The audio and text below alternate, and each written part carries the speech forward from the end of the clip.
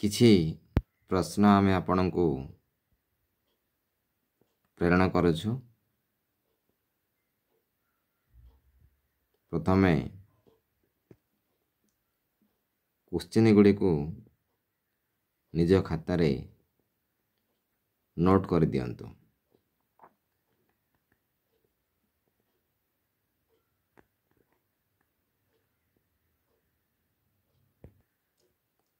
बारोटी प्रश्न आमे वर्तमान आपन देइछु। आंसर गुडी को आपण निश्चित भाबरे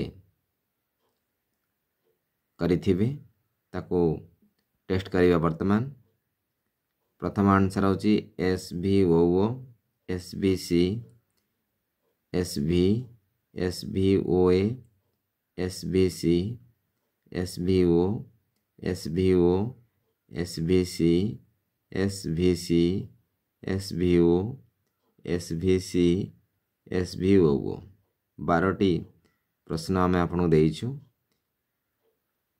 एपरी प्रश्न परीक्षा आसुछि। पिला माने हठात एपरी ढांचागत प्रश्न को देखि विचलित हो जाउछन्ती, किंतु विचलित किछि कारण नाही। आमे परीक्षा पूर्वरु एपरी प्रश्न अभ्यास न करिबा ही भयर मूल कारण। टेक्स्ट बहिर पेज नंबर 14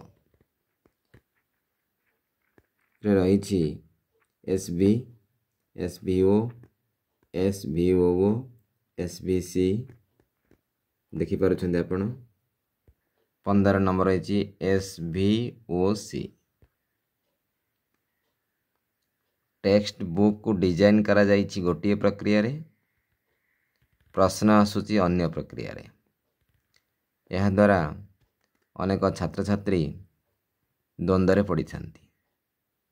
तेणु केउं प्रकार रा प्रश्न केउं डिजाइन रा प्रश्न प्रश्नर उद्देश्य निर्देश न जानिबा पर्यंत स्टूडेंट मानक भितरे डाउट डेवलप हेबा निश्चित। जदि एपरी ढांचागत प्रश्न को आपण अभ्यास कर नथिबे, परीक्षा रे हठात देखिदेला परे निश्चित टेंशन बढ़ी जीवो।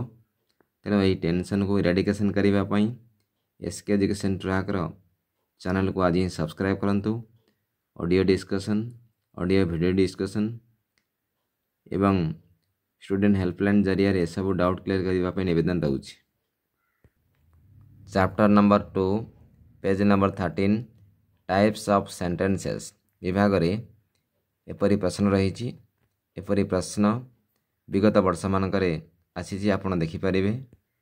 प्रश्न देखिला बेले विचलित न होई बरं एही विचलितता को बंद करिबा पई पूर्व प्रस्तुति आवश्यक। टीचिंग सहित एग्जामिनेशन रो संपर्क न रहिले एसबु समस्या वृद्धि हुए। तेणु पढ़ाइबा सहित practice question nature feature design pattern को मध्य गुरुत्व न देले स्टूडेंट माने परीक्षा रे द्वंद्व रे पड़ी थांती।